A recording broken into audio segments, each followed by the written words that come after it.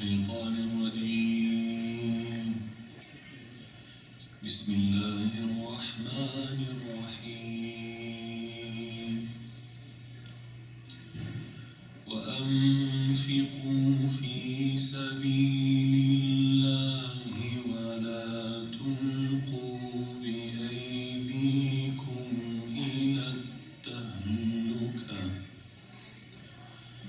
وأحسنوا إن الله يحب المحسنين.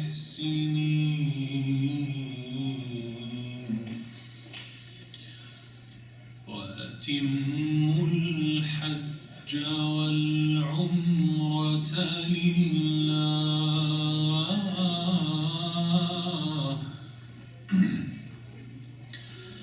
فإن أحصرتم فما استيسر من الهدي ولا تحلقوا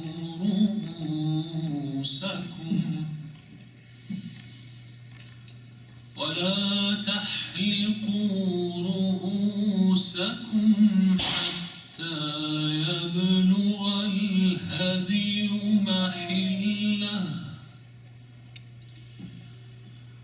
فمن كان منكم مريضا أو به أذى من رأسه ففدية من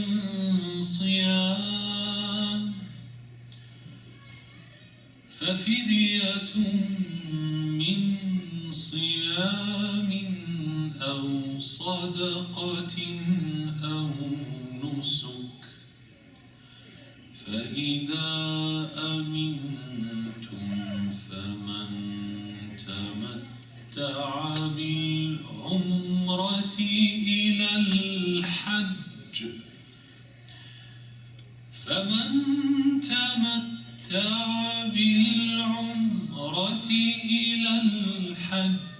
فما استيسر من الهدي فمن لم يجد فصيام 3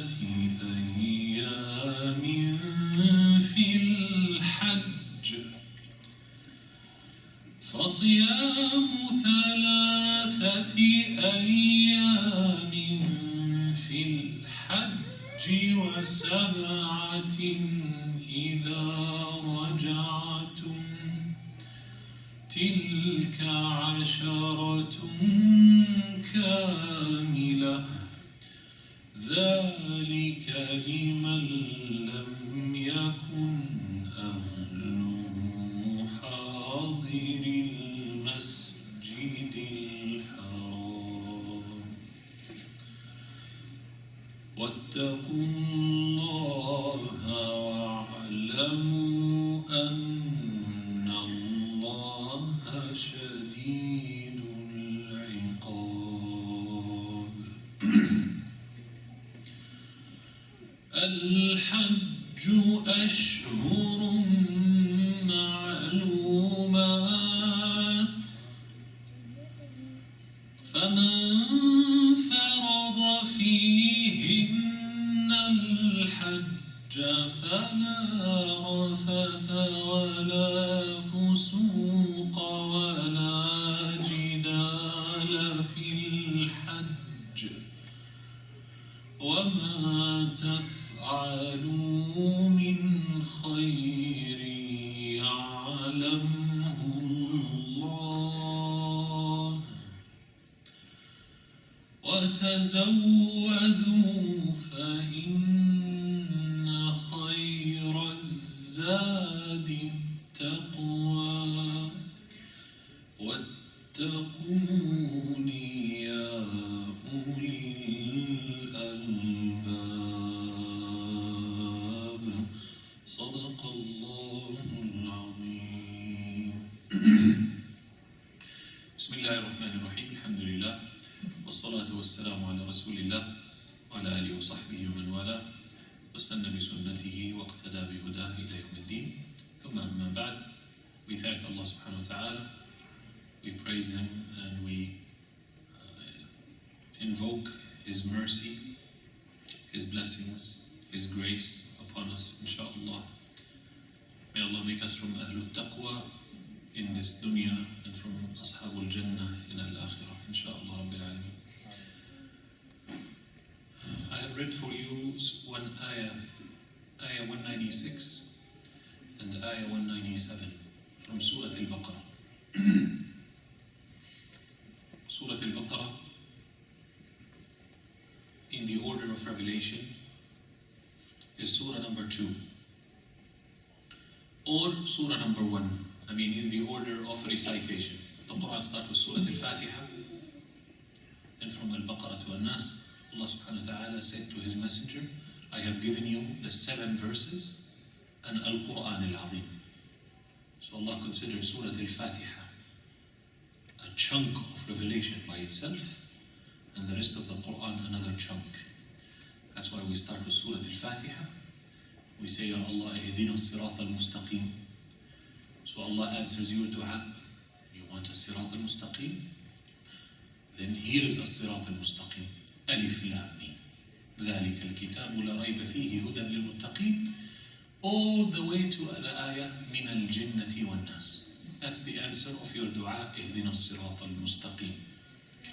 And that's why, alhamdulillah, in Surah Al-Baqarah, for someone who has come to Islam new or woke up to Islam, if he is born Muslim, Surah Al-Baqarah literally has the summary of the entire religion in it. The details of Salah and Zakah and Siyam and Hajj are all in Surah Al-Baqarah. Plus the 6 articles of Iman. آمن الرسول بما أنزل إليه من ربه والمؤمنون كل آمن بالله وملائكته وكتبه ورسله is in Surah Al-Baqarah. Arkanul Iman, the 6 articles of Iman and the 5 pillars of Islam, and the stories of the prophets and messengers, and the story of the beginning of the creation, from the creation of Adam alayhi salam to the end of the creation, and the signs of the hour and the day of judgment and the description of heaven and hell, all in Surah Al-Baqarah.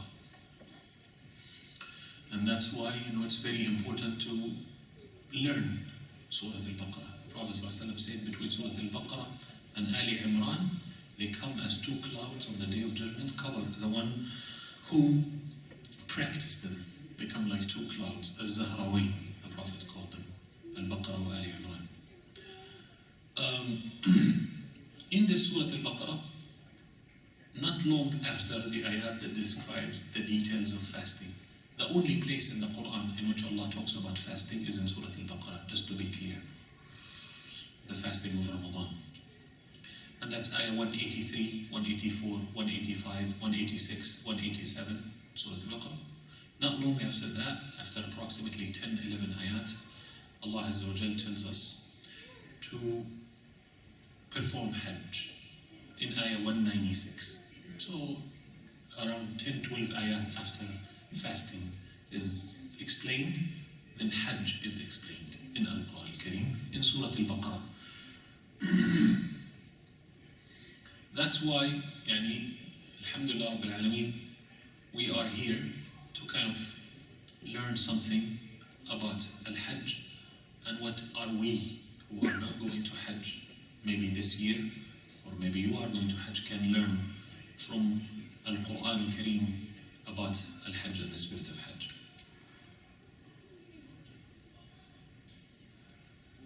If you allow me here a second. First of all, one thing interesting. 5 pillars of Islam. Each pillar, Allah used a different word to describe how is it obligatory to you. So the first pillar, Ash-Shahada. In Al-Quran Al-Kareem, Allah subhanahu wa ta'ala says, if you want to make Shahada, I want you to know that the first one who makes Shahada, Ashhadu an la ilaha illallah, is Allah Himself. Allah bears witness that He is God, because He is the truth. Shahida Allahu annahu la ilaha illahu. bear witness that there is no God but Him. So that's why if human beings bear witness or they don't bear witness, it's what we call zeros to the left, not zeros to the right. Zeros to the left of the number, they have zero, the value. Zeros to the right of the number. If Allah Azza wa Jal, La ilaha illahu, is number one, and He bears witness that there is no God but Him, everyone else who bears witness is just an addition. The malaika, the human, the jinn. So Allah said, I want you to bear witness. So now that makes you start sailing in your mind. And why would Allah use this word? I want you to bear witness, bear witness, bear witness. And this theme starts with I bear witness. How can you bear witness if you did not see something? If you did not witness something? And then they bring you to the court and you say, I witnessed. Now you are bearing false witness. And Allah told us in the Quran, don't bear false witness. My first question to the believers, to kind of shake them and awaken them, do you bear witness that there is no God but one God? Wallahi, I bear witness there is no God. So I say, I just want one thing from you. What did you witness that made you say, La ilaha illallah? You said, I bear witness. What did you witness? What did you see? I bear witness that Muhammad is his messenger. Do you think you're just talking? Or is there reality to what you're saying? What did you witness? I bear witness. Baraka. La, you have to know in Surah Al-Munafiqeen. Surah Al-Munafiqeen, the beginning of the ayat starts like this. When the hypocrites come to you and they say, we bear witness that you are the messenger of Allah. Allah said, and I bear witness that you are my messenger. And I, Allah says, and I bear witness that these hypocrites are liars. And imagine someone in the Quran, Allah says, someone can say, Ashhadu an la ilaha illallah wa ashhadu anna Muhammadan Rasulullah. Allah tells him, liar. So it's not enough to say, Ashhadu an la ilaha illallah. There is in the Quran someone who came said, Ashhadu an la ilaha illallah wa ashhadu Rasulullah, and Allah said, liar. It's not enough to say it. What did you witness? And that's why if you start like that, you will understand why our deen started with Iqra, and why we can never teach anything before Iqra. Because based on Iqra, Shahada is established. When you read, you see. When you see, you can say, I bear witness. If you don't read, you will not see. You will say, I bear witness, but in reality, you didn't bear witness. You're just saying it. With Salah. All over the Quran, Allah says, وَأَقِيمُوا الصَّلَاةَ. Why not perform Salah? Why this word establish and make, establish and stand up for prayers? Why this word establish? Why not pray? يَا الَّذِينَ آمَنُوا صَلُّوا. Pray. Why وَأَقِيمُوا الصَّلَاةَ? As if there's an establishment that you're supposed to establish. So you start thinking, what am I need? What do I need to establish? What do I need to make iqamah in my life so that I can perform salah? When the imam, the muaddin says, قَدْ قَامَتِ الصَّلَاةُ قَدْ قَامَتِ الصَّلَاةُ, everybody stands up. Allah said, establish, make prayers stand in your life. So then you realize prayers is not just 5 daily prayers. Prayers are the anchors that your entire life revolves around prayers. Not your prayers revolves around your daily schedule. Your life revolves around the 5 daily prayers. So Allah said, for example, part of the establishment, just to demystify, Allah said, إِنَّ الصَّلَاةَ تَنْهَى عَنِ الْفَحْشَاءِ وَالْمُنْكَرِ. Salah prevents the one who performs salah. Salah prevents the one who is performing salah from fahsha and munkar. Fahsha are the sins that goes against human nature, human decency, human dignity. A sin that destroys and dismantles the human decency, dignity, integrity.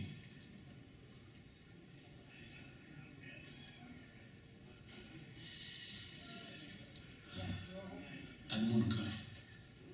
Munkar means the thing that is unacceptable. Unacceptable. Munkar. هذا فعل munkar. This is unacceptable. Munkar means unrecognized. Literally, munkar means unrecognized. Nakira in Arabic means unrecognized. Yani, meaning unacceptable. So when Allah says prayers is supposed to prevent you from unacceptable deeds and indecent sins, that means that's part of establishing prayers in your life. Allah Azza wa Jal told us in the Quran, وَآتُوا الزَّكَاةَ. Different word. First, أشهد أن لا إله. Second, أقيموا. Third, آتوا. آتوا is a word that has a clock inside it, the word آتوا. Give in a timely manner. The word آتوا. Give. You know, even in Urdu, you have the word ata. Ata and sakha. You know, ata, right? Yeah, ata is giving. Giving, صح? So, ata is giving. Do you know the normal word with zakah? It should be وَأَقِيمُوا الصَّلَاةَ وَأَعْطُوا الزَّكَاةَ. This is the normal Arabic. But Quran is higher than the normal Arabic. Even higher than the classical Arabic that was at the time of the Prophet ﷺ. So Allah did not use the word وَأَعْطُوا. وَآتُوا. Yani give when it's due in a timely fashion. Give when it's due in a timely fashion. Allah used this do it in a timely fashion also with salah. Allah said, إِنَّ الصَّلَاةَ كَانَتْ عَلَى الْمُؤْمِنِينَ كِتَابًا مَوْقُوتًا. Salah on the believers is written at certain times. Yani, pray on time and give zakah on time. The word give on time is atu. The word give when time is not effective is a'tu. A'tu versus atu. Similar but different. Okay. Fasting. Allah Azza wa Jal said, Ya ayyuha alladhina amanu, kutiba alaykum as-siyam. O you who believe, fasting has become written upon you. Like it was written upon those who were before you. What does it mean, written upon you? Fasting is disliked to the nafs because there is hunger and thirst. So your nafs, the human nafs, with shaitan, the human nafs in itself is a musibah. Add to it shaitan, it becomes double musibah. So the human, when it comes to hunger and thirst, he will start what? Interpreting. Yani maybe Allah did not mean that we stop eating and drinking for real. Maybe Allah meant that we stop eating the things that we love to eat. Do you know this is the interpretation of fasting within the Christian? It went from fasting like us to fasting from that which you like. So that's how the Christians interpreted fasting. So Allah, in order for us not to interpret, Allah says, I have written this upon you. Don't play around. You know how when we say, whatever Allah has written in the qadar, your eyes will see? And you can be very careful, but yeah, maybe someone just need to close that door with them, inshallah. They don't realize that their voice is out of the room.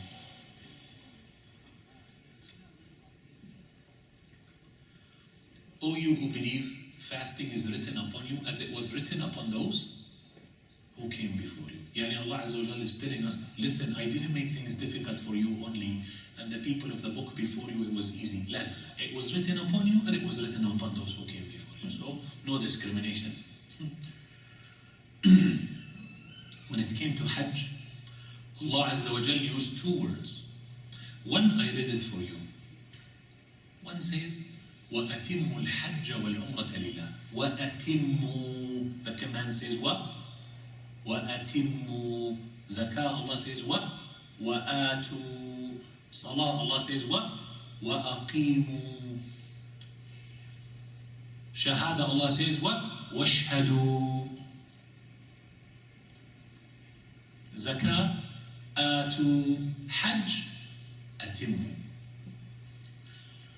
Another one Allah used in the Quran to show you the heaviness of the requirement of Hajj. Allah says, وَلِلَّهِ عَلَى النَّاسِ حِجُّ الْبَيْتِ مَنِ اسْتَطَاعَ إِلَيْهِ سَبِيلًا.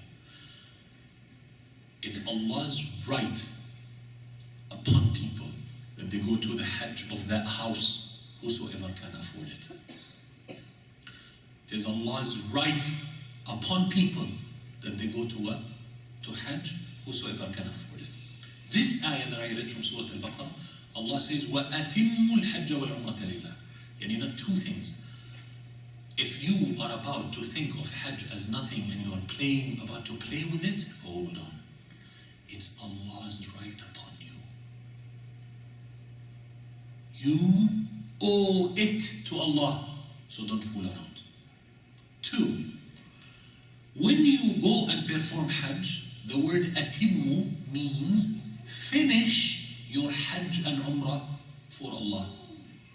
Isn't that very interesting? Allah says, finish your, well, what is this? Finish your Hajj and Umrah. In other words, Allah is telling us the real attention that you need to pay is not on the start line in Hajj, it's on the finish line. Start line is very nice. You're home, preparing yourself to Hajj, family, nobody's bothering you, nobody's, you're having a good time. Easy to have good intention. But finish your Hajj and Umrah to Allah, which means as if Allah Azza wa Jalla tells you, keep your eyes on the finish line, because somewhere on the road you might lose your Hajj. Start for Allah, but finish for not for Allah. Why? Because you know why. How much hardship, traveling. Just right now, Hajj became easy. Up to 1960, people used to perform Hajj on their camels and horses. Up to 1940, there was no airplane going to Hajj. First airplane went to Hajj 1957. And it landed on no runway. It was the old military airplanes which can land anywhere. They literally went and got labor, and they went to a part of the desert that is like flat, and they, with the brooms they did the runway, and the airplane landed there, no airport. Before that, when you travel, yani billahi alayk, from Tajikistan, Uzbekistan, Bukhara, Afghanistan, by the time you reach to Mecca, you're dead. You've traveled for months, and Hajj did not start. You're already done. By the time you travel from Bangladesh, look, India, Pakistan, Bangladesh, that region, before we killed all the lions and the tigers. Okay. On the way, a tiger might eat you.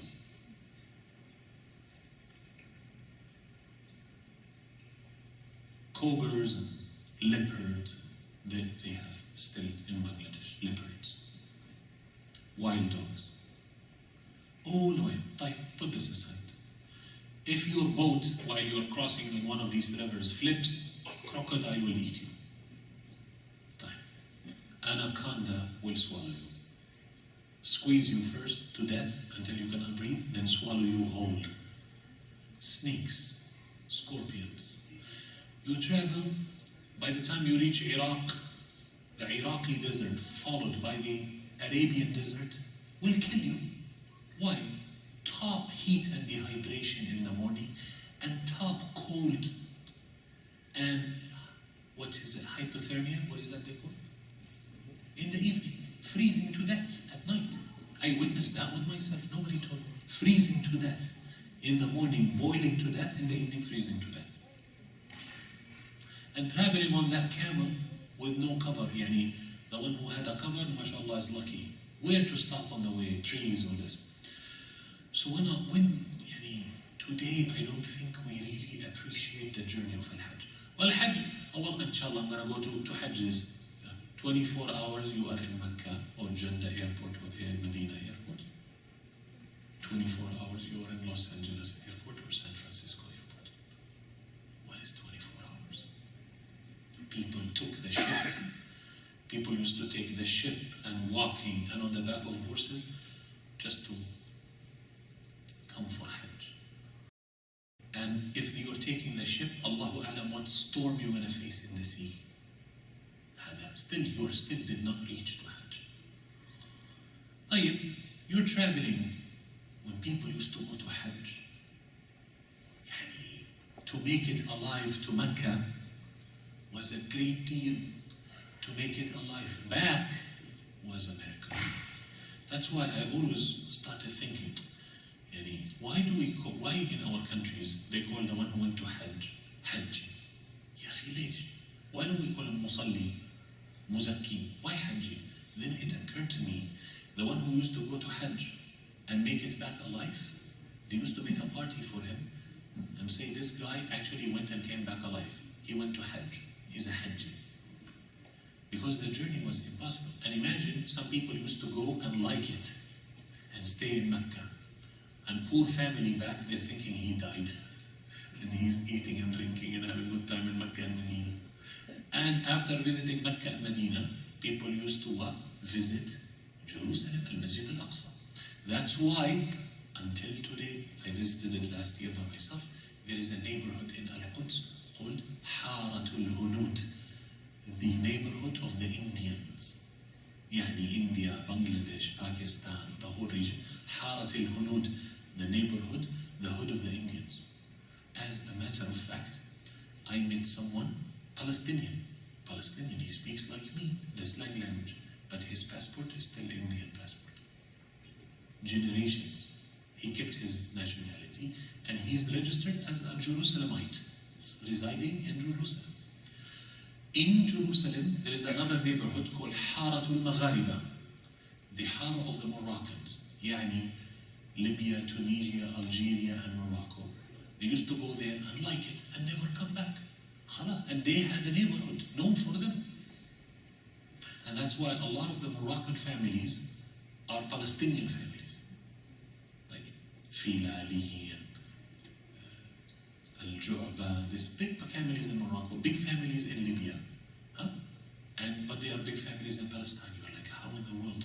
Oh, they went to Hajj and then they're called Mubarakah of the Hajj, they go to Al-Masjid Al-Aqsa.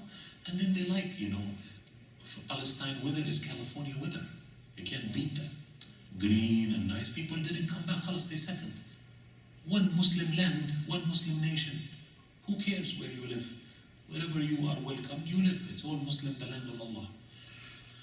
So that's why we really today have to kind of think about this. Like, if a wild beast did not kill you, an insect will kill you. If an insect or reptile or something did not kill you, the weather will kill you. If the weather didn't kill you, the street robbers will kill you. We used to have street robbers. They are sitting on the roads of the Hajj, stop the Haji. Yeah, Shaykh, this is my money, I'm traveling to Hajj, I can't. Give it or I'll kill you. You give the money, cause. So people, when they used to go to Hajj, was a trip that you pay your life price for it. That's why the Khulafa in our history, be it the Umayyads or the Abbasides or the Ottomans, they used to take pride in securing the ways of the Hujjaj so that nobody will attack them. That was part of the budget, the Khilafah budget, securing the ways of the Hujjaj and Mu'tamirin and putting every 100 kilometers a khan, or khana, where people come and sleep. And they used to call it al-khan, right? It's a Persian word, but it used as is in Arabic. So when you think Allah Azza wa Jal, let's think of what is Al-Hajj? Al-Hajj has a message. The message is Allah Azza wa Jal want you to show him that you are willing to give up everything in your life for his sake. Without that, your deen is not complete. You're just talking, bluffing. Allah wants to see that you're willing to leave your home, your business, your family, your life, and embark on a journey 2 weeks to 6 months one way, and 2 weeks to 6 months back. It depends where you're coming to Hajj, from China or from Morocco. Allahu A'lam. From Morocco, it used to take them 1 to 2 months. From China, it used to take them 6 months one way. Think with me, you have a shop. If you have a son or a brother that can stand in the shop, in your place, when you're gone for Hajj, you're lucky. If you don't, you have to lock the shop. Lack of income for a whole year, maybe 2 years. Today we don't appreciate Al-Hajj because everything became easy. And as easy as it is become, still people complain. Right? With all the air conditions and all of this, we still complain. So that's why, what is the philosophy of Hajj? Allah Azza wa Jal wants you to experience hijrah. You know how Rasulullah left Mecca to Medina? In Hajj, you leave your home to Mecca and Medina. طبعا Medina is not part of the rituals of Hajj, but who's going to make it to Mecca and not go to Medina? By God's name, in God's name, and in any common sense. It's not fard, definitely. Your Hajj is complete without visiting Medina, but you are there, you go, alhamdulillah, and honor yourself with visiting the Medina of Rasulullah sallallahu alayhi wa sallam, and say salam to his Qabr al-Sharif. Right. So, Rasulullah left from Mecca to Medina. What did they leave? They left all of their money, their homes, their furniture, their businesses, with the merchandise inside the stores. That's why when Quraysh literally walked inside their homes, rolled the carpet, rolled them up, rolled the merchandise in their shops, put them on the back of the camels, and left to Syria to sell the personal property of Muslims who left from Mecca to Medina. That's when Rasulullah said, that's our stuff. We're going to go out and get it. That's when the Battle of Badr happened. People say, Rasulullah made a raid on the business of Quraysh. You know how the Islamophobes and the attacks on Islam. La Islam, la raids of Quraysh on this. It was their carpets. If you read in the details of the seerah, people actually recognize that, oh, that's my rug on the back of the camel going to Syria for sale. Leave our stuff for us, You're selling my furniture, my merchandise. Subhanallah. When the Hajji goes to Hajj, he's making hijrah lillah ta'ala.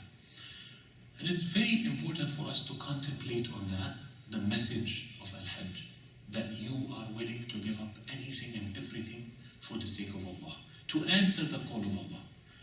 That should not be only for Hajj, that should be any time that's needed. They say, Abu Bakr as-Siddiq, 4 to 6 times in his life, 4 to 6 times in his life, he donated his entire net worth, not the capital, with everything fi sabilillah.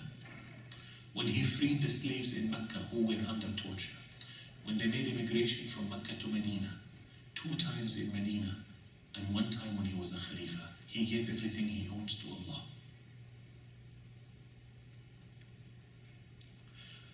When people used to go to Hajj, they had a near experience to that. They give everything fi sabilillah. Because when you look at the ibadat of Islam, one ibadah, it's going around the clock. It's ibadah zamaniya. Ibadah zamaniya, connected to zaman. When Allah says, Salah is written upon the believers in certain times, that's an ibadah that is connected to zaman. Khalas, this is the time of Salat al-Fajr. Okay, make adhan, let's pray Fajr. This is the time of Salat al-Dhuhr, make adhan. You can be in Honolulu, you can be in the ship in the middle of the Pacific Ocean, or you can be be on a plane 40,000 feet above ground. Zaman of Salah comes, Zaman, it doesn't matter. There is no Makan for Salah. The Makan is everywhere. The Zaman is specific. Al-Hajj, Ibadah Makaniya. It is all about the Makan, the place in Hajj. Hajj is all about the place. Yani the Zaman of Hajj, the time of Hajj could come, but if you are not in the Makan of Hajj, you cannot perform Hajj. So it is Ibadah Makaniya versus Ibadah Zamaniya. Ibadah is connected to Zaman versus Ibadah is connected to a Makan. When it comes to Siyam, the Ibadah is connected to the Zaman, to the time from dawn to sunset, and it's connected to you. You're not going to eat and drink. So it brings the personal element with it, with fasting. That's why people go crazy with fasting sometimes. They can't control their temper because it touches you. You become bothered. You are hungry, you are thirsty, you're sleepy, you're tired. Because it's a ibadah that gets you involved with everything in you.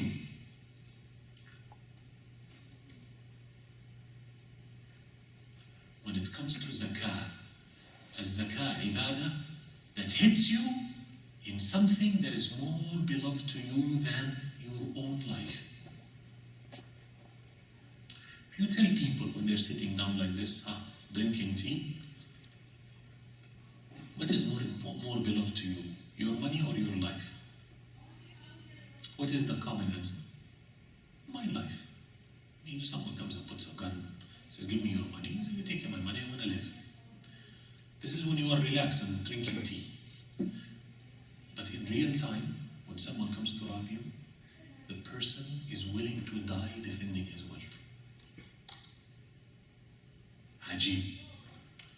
The wealth of the human is more beloved to him than his own life. So you find a person in a house, a robber walks in, he goes and gets the gun, and the other guy has a gun, and now they're shooting guns. And you're not going to rob me while I'm still alive? If he kills you, what are you going to enjoy the money? Let's say he kills you, you're not going to enjoy the money. But still the human, his wealth is more important and beloved to him and worthy and valuable than his own life. That's why the human dies to defend his wealth. It's counterintuitive. When you think about it in a relaxed way, you come with one answer. But in real lifetime, you come up with another answer. So Allah said, that wealth that is more beloved to you than you. And if you come to a bakhil, they used to say that as a joke in the books of fiqh, if you come to bakhil and you tell him, would you rather give zakah or fast? Bakhil yani stingy. If you come to a stingy person and say, would you like to give zakah or fast? Which one he's going to choose? Fast. Because it doesn't involve giving money. He's stingy.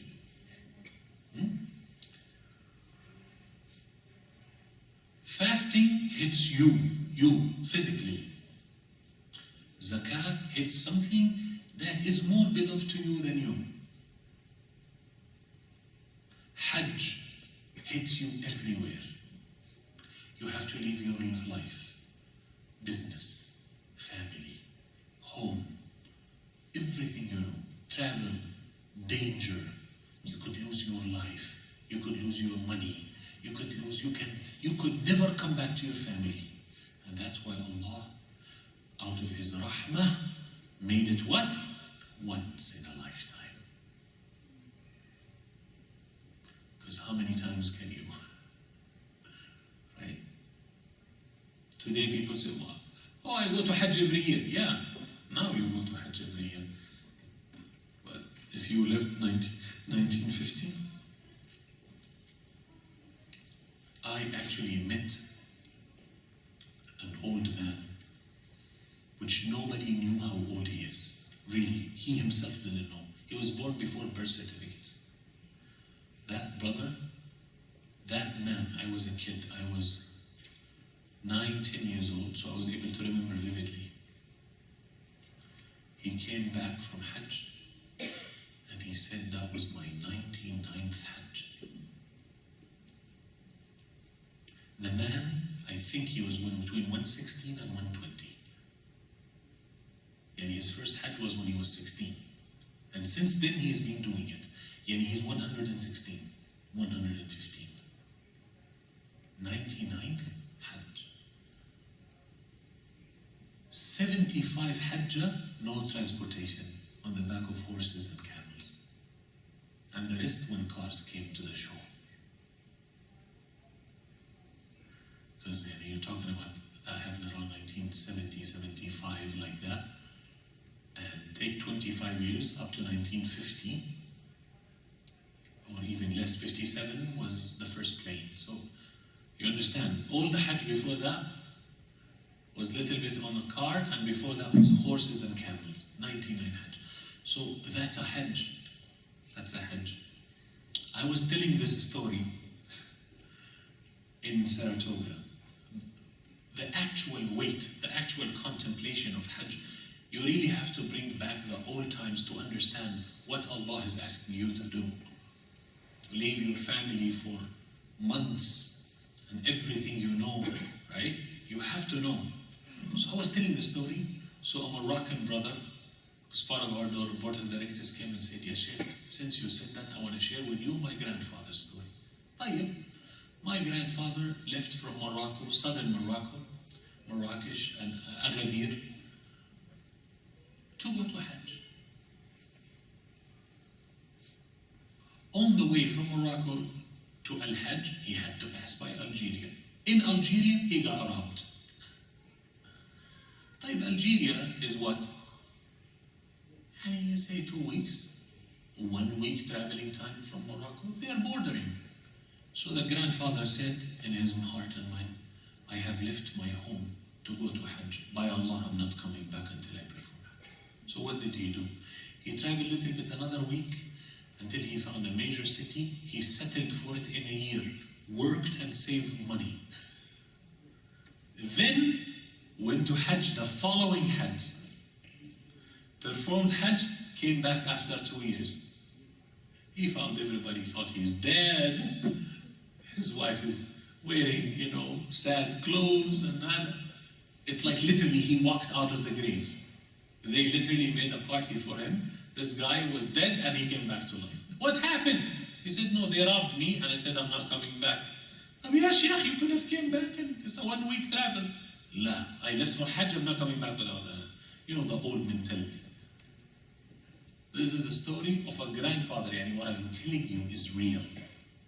So you have to think, do you have enough iman in you to give everything? Do you think when when you are a man, you travel, you leave your family. When you are a woman and you are from India, and before there was airplanes and cars, and you want to perform Hajj, do you know what you have to go through? How many horses do you have to ride?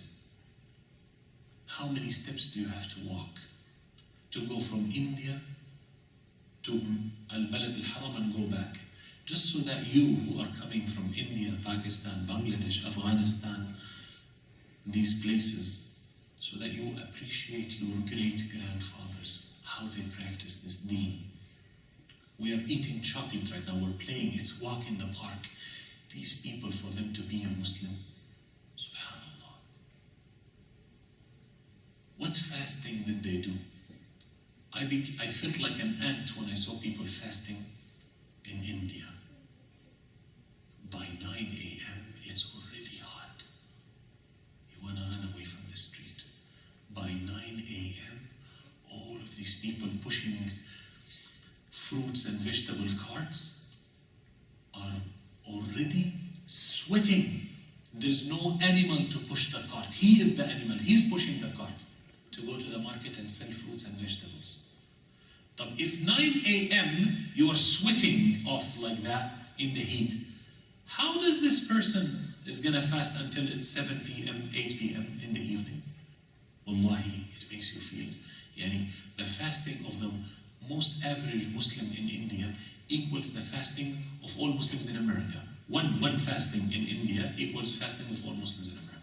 Well, air-conditioned car, air-conditioned office, air-conditioned home. This guy is pushing a cart like a donkey to go and earn halal money and come home and feed his family, sweating from head to toe, 9 a.m. When it's Asr time, what kind of thirst this person has? No complaints. I'm fasting. I am Muslim and I'm fasting. That's Iman. That's Iman.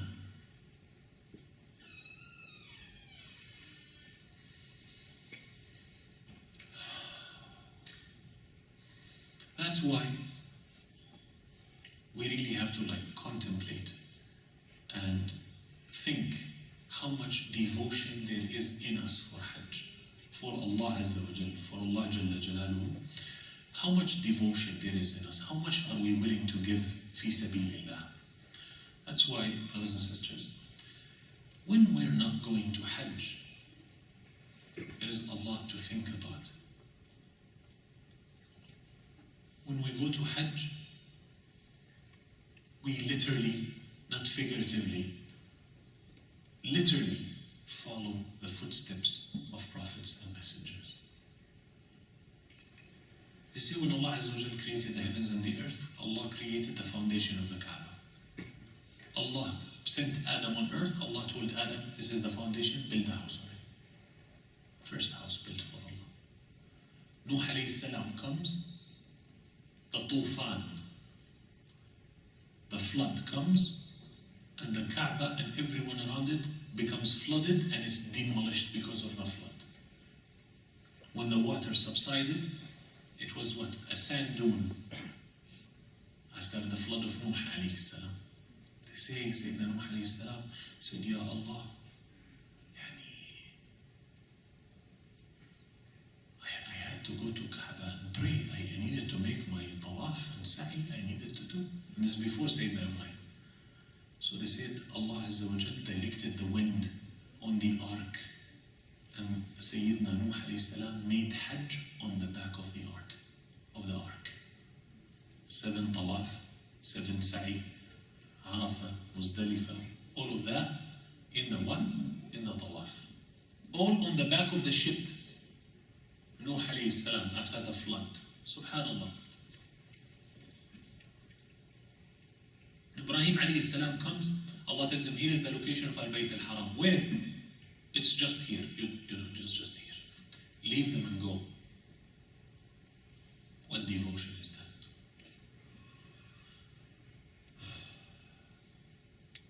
He said, Ya Allah, I left my family in a valley that doesn't have any plants in it. You know what doesn't have any plants mean? It means there is zero life. Because when there's no plants, there is no insect. No plants, no other animal to eat the plant. Yani dead valley. But all the life was in that valley. رب إني أسكنت من ذريتي بواد غير ذي زرع عند بيتك المحرم. Ya Allah, I left my family in a valley that has no plants, next to your sacred house. Where is the house? Even Ibrahim doesn't know where is the house. Allah just told him, in this valley is the house.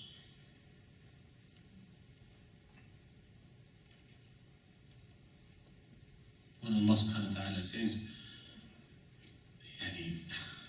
Allah told Ibrahim alayhi salam, إِذْ قَالَ لَهُ رَبُّهُ أَسْلِمْ. The Lord of Ibrahim said to Ibrahim, submit. قَالَ أَسْلَمْتُ لِلَّهِ رَبِّ الْعَالَمِينَ. I submit to Allah, the Lord of the worlds. I submit. And truly he submitted. Why? Who leaves his newborn baby? Yani he married Sarah alayhi salam, and Sarah could not have babies. He married Hajar, and now the first baby from Hajar, and then Allah tells him, take the baby and the mother of the baby and leave them in this valley. Hada submission. Submission. How much trust did Sayyidina Ibrahim have to have? How much faith did Sayyidina Ibrahim alayhi salam had to have in order for him to leave a helpless mother with a crying baby infant in a valley that has no plants in it? I don't think there's any more faith in that. That's why when Rasulullah went in the journey of Al-Isra wal-Mi'raj, Ibrahim was next to Al-Bayt al-Ma'mur, the Kaaba of the angels in the heaven. On the 7th heaven, Ibrahim was there, the highest level a human have reached. Who leaves his wife in the middle because Allah? No.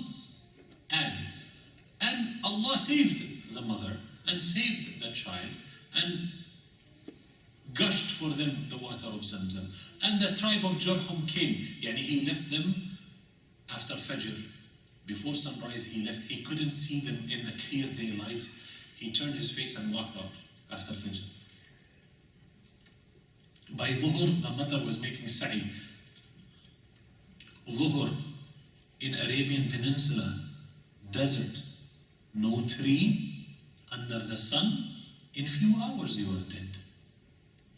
Immediate dehydration. What are you talking about? Ibrahim alayhi salam left his wife. The mother had the water with her, she kept on drinking, it ran out. The milk dried. The dates are finished. 4 or 5 hours straight under the heat of the sun, melting down. So she literally ran out of desperation. Safa, Marwa, Marwa, Safa, Safa, Marwa, Marwa, Safa. And then after the 7th tawaf, she looks and there is a man standing next to the baby. She runs, who are you?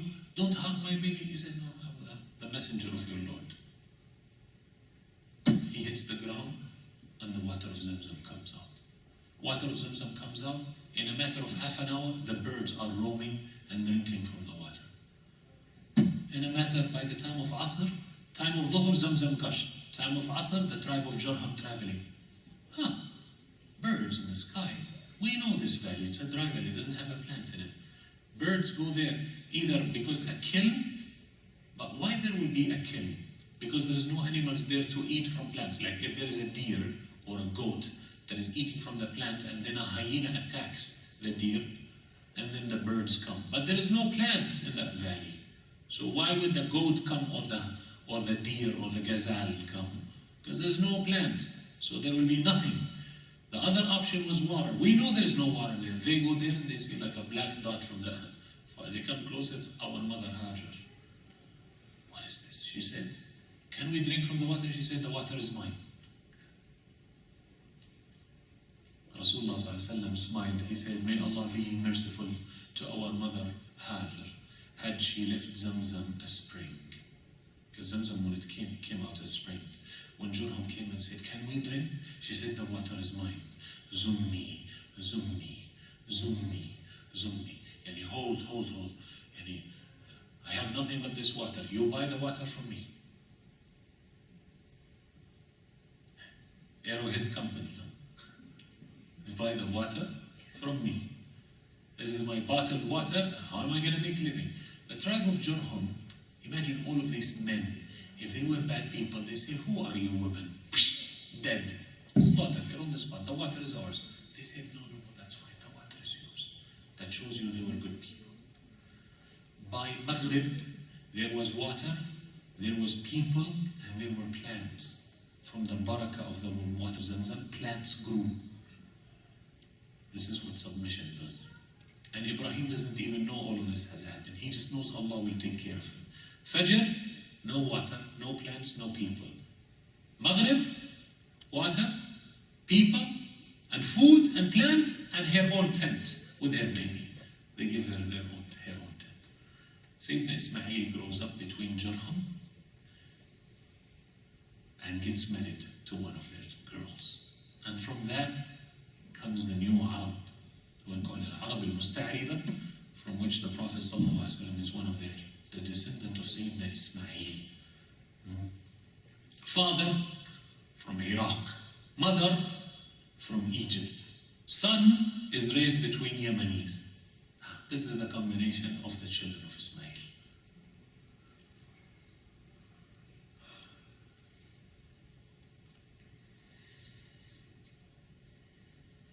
How much do we need submission today?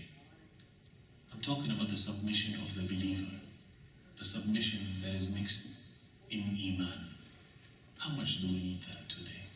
Today everyone is questioning everything. Submission is very rare. Like Allah mentioned in Surah Al-Baqarah, Allah told him, Musa told his people, Allah is telling you, slaughter a cow. You want to know who killed this man? Slaughter a cow. If there's submission, okay, bring a cow, slaughter it. La.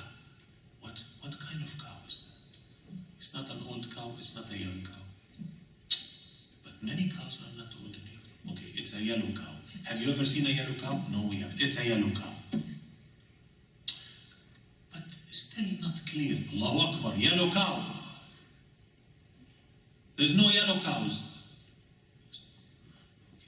It's a cow that never worked in the field. It's a cow that runs on its own. It has no shepherd, it has no owner, it has a mind of its own. Oh, okay. You see what happened? There's no submission in here. And that's why Rasulullah ﷺ used to warn the Sahaba, don't ask me. If I tell you do something, do as much as you can. If I tell you don't do something, just don't do it. But don't keep on saying, but how is this this is a sign of lack of submission, and that's built on the lack of iman. If you know that Allah, Rabbul Alameen, Ar-Rahman Ar-Rahim, As-Sami' Al-Basir, Al-Alim, Al-Hakim tells you to do something, and you actually have iman in His Asma and Sifat, you will not be questioning. You will do it. So Hajj has the element of submission. Why? You go around the Kaaba 7 tawaf. Why? Because Allah said so. Sa'i, 7 sa'i. Why? Because Allah said so. Tabu then Arafah? Yeah. Why? Because Allah said so. And then you come back from Arafah and you sleep in Muzdalifah. Why not straight to Mina? Because Allah said so. Then you wake up the day of Eid and throw only the big jamara, not the small or the medium one, and you slaughter a lamb, and you shave your head, and you make tawaf and sa'i. 3 out of 4, you can break your ihram. Why? Because Allah said so. Hajj is pure submission. There is no why. Why sleep in Muzdalifah one night? And then in Mina 2 to 3 nights, what is left of the days of Al-Hajj? Because Allah said so.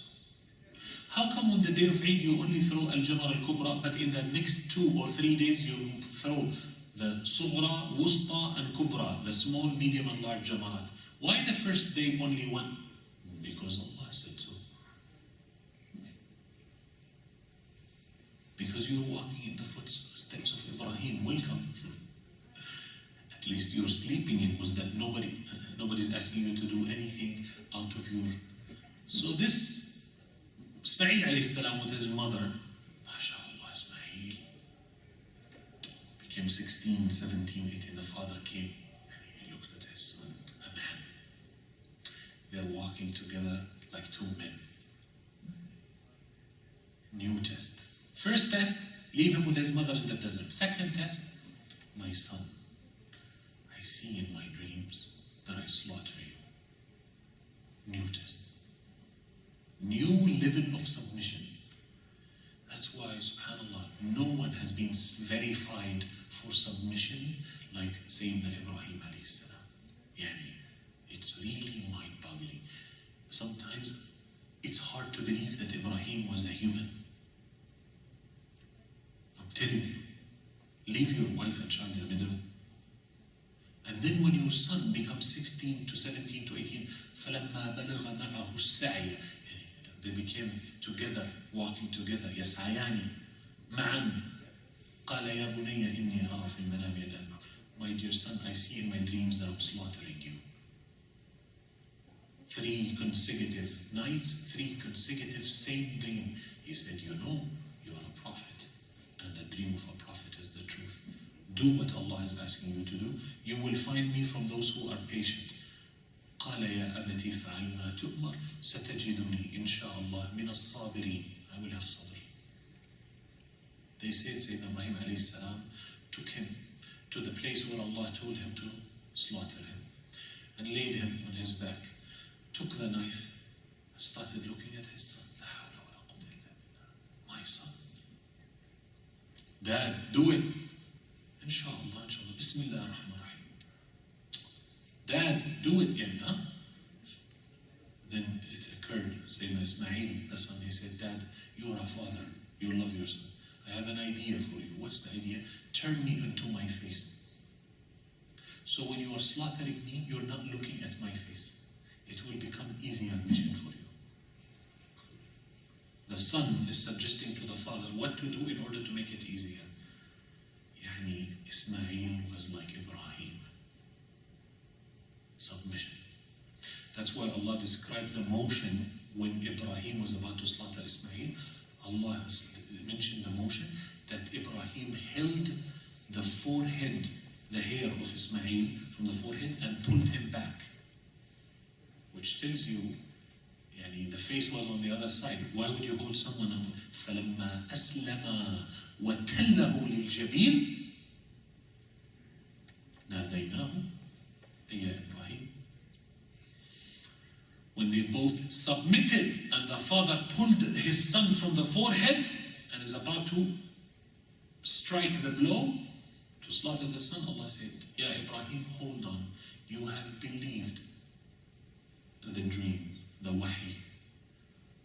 وَفَدَيْنَاهُ بِذَبْحٍ عَظِيمٍ. Another ayah caption, Allah has said, and we spared, we made fida, we spared Ismail with a great ram. With horns. Don't slaughter your son, slaughter the lamb and feed the poor, and you eat, you and your family. SubhanAllah, this idea of slaughter, Hajj delivers for us one of the two Eids. And very interesting, if you're going to Hajj, the day of Eid is not called the day of Eid. There's no Salat al-Eid for Hujjaj. It's called Yawmun Nahr, the day of slaughter. Yawm al-Eid, for everyone who's not in Hajj, is called Eid. For the people in Hajj, called Yawm al-Nahr, the day of slaughter. This is the day you remember. So for us, for Allah Azza wa Jal to make the second Eid for us in the middle of Hajj is connecting those who didn't go to Hajj with those who went to Hajj. Because the second Eid is in the heart of Hajj. And Yawm al-Nahr, the day of slaughter, which the Hujjaj, the highlight of that day is the slaughter. That's why it is called Yawm al-Nahr, the day of slaughter. فَصَلِّ لِرَبِّكَ وَانْحَرْ إِنَّا أَعْطَيْنَاكَ الْكَوْثَرَ فَصَلِّ لِرَبِّكَ وَانْحَرْ. Yawm al-Nahr is exactly we do who are not going to Hajj. Exactly we do what the Hujjaj do, so that we are connected with them. Yani, 2-3 things we do, Rasulullah sallallahu alaihi wasallam, and in the Quran and Sunnah made us do that connects us with Hujjaj. Day of Arafah, the Hujjaj, the Prophet sallallahu alaihi wasallam said, Al-Hajj Arafah, Hajj is Arafah. Most important day in Hajj is Arafah. You stand up in front of Allah, make dhikr, and you better make dua and cry your heart out to Allah. Allahumma lakal hamd. Make dua. The greatest day for the Hujjaj automatically becomes the greatest day in the year. The Prophet ﷺ said, the most beloved fasting to Allah after Ramadan is the day of Arafah. What happens, Ya Rasulullah, if you fast the day of Arafah? Allah forgives the sins of a year before and a year after. Ya salam. Ya salam. We were just talking about the last 10 nights of Ramadan, and we were just talking about, Laylatul Qadr, and we thought, khalas, there is nothing that can top Laylatul Qadr. La, la, la, hold on. The last 10 nights of Ramadan, Al-Ashr al-Awakhir, la, la, la. Allah makes a qasam now. What is the qasam? وَالْفَجْرِ وَلَيَالِ الْعَشْرِ وَالشَّفْعِ وَالْوَتْرِ وَاللَّيْلِ إِذَا يَسْرِ هَلْ فِي ذَلِكَ قَسَمٌ لِذِي حِجْرٍ. Allah swears by the 10 nights. What are the 10 nights in Surah Al-Fajr? The 10 nights, the first 10 nights of Dhul Hijjah. From night number 1 to the night of Al-Eid. Always Eid is on the 10th of Dhul Hijjah. Always. Always Arafah, the 9th of Dhul Hijjah. So we thought, khalas, we lost it. It's all gone in Ramadan. La, la, la, la, la. We are gone. In Ramadan, you have the last 10 nights and Laylatul Qadr. In the Dhul Hijjah, you have the first 10 nights and Yawm Arafah. Still, you have not. It's still coming. Still coming. You didn't run out. And Yawm Arafah, And we fasted the whole month of Ramadan asking for Allah's forgiveness. Now in Arafah you fast one day, and if you're sincere enough, Allah will give you forgiveness of the last year and the next year. Isn't that amazing? Isn't that amazing? So we're not going to Hajj. What are we doing? The most important day for Hujjaj becomes the most important day for us. Then, second most important day for Hujjaj, Yawm al-Nahr, becomes our Yawm al-Nahr. If you're not going to Hajj, you better slaughter a lamb on your behalf and behalf of your family. One. Eat from it 1/4, yani 1/3 maximum, and feed the rest for the poor. What are we doing? Keeping with the spirit of Al-Hajj. The Hujjaj, when they put the Ihram on the 8th of Dhul Hijjah, yani, or the 9th on the day of Arafah, put the Wallah, they tell you, yani, you cannot touch, you cannot cut your nails. Do that before you put your Ihram. Rasulullah said, if you're planning to do your Udhiyah, from the 1st of Dhul Hijjah till you do your Udhiyah, don't cut your nails, don't cut your hair. Hajim. This is for the people who have Ihram. I'm not having Ihram. Shh. You're living the spirit. You're living the spirit. You are like wearing Ihram. You're not wearing it, but you are like wearing Ihram. You're not cutting your nails, you're not shaving. You're like you're in Hajj. If you're planning to make Udhiyah, don't touch. What is this? Ajaib. The one who's going to Hajj and the one who's not going to Hajj is practicing Ihram? Yes. Because not everyone will be able. Because majority of the Muslim Ummah will not go to Hajj. Majority. They cannot afford it. So now what do? You think Allah will leave them without honor? You think Allah will leave them without a chance? When Allah tells them, if you can afford, you go. If you cannot, you don't go. And then they will meet Allah and they will say, Ya Allah, we didn't go to Hajj. Allah says, well, yeah, there's no reward for you. No, you get the same reward as if you went to Hajj. If you cannot afford it, Allah will not make you meet Him with minus when He is the one who gave you the break. And that's why, brothers and sisters, I say, inshallah, we all prepare ourselves for living. We're still finishing Shawwal. I know that. But Dhul Qa'dah is the first. It depends on the madhab, obviously. Some madhab, like the Hanbali, the months of Al-Hajj are Shawwal, Dhul Qa'dah, Dhul Hijjah. Some others, the months of Hajj is Dhul Qa'dah and Dhul Hijjah, only 2 months. So whether you follow that Shawwal was one of the months of Al-Hajj, or only Dhul Qa'dah and Dhul Hijjah, in couple days, on Monday is the first day of Dhul Qa'dah. So we're entering the season of Al-Hajj. Be mindful of that. When you perform Hajj, you perform it in 3 different ways. Only Hajj, Hajj and Umrah with a break in between, or Hajj and Umrah with no break in between. Wallahi, brothers, I saw people who arrived to Hajj 2 months, wa alaykum as-salam wa rahmatullah, 2 months before the Hajj. And they did Hajj Qiran, and they kept their Ihram for 2 months. Wallahi, I saw it with my own eyes. Very humbling.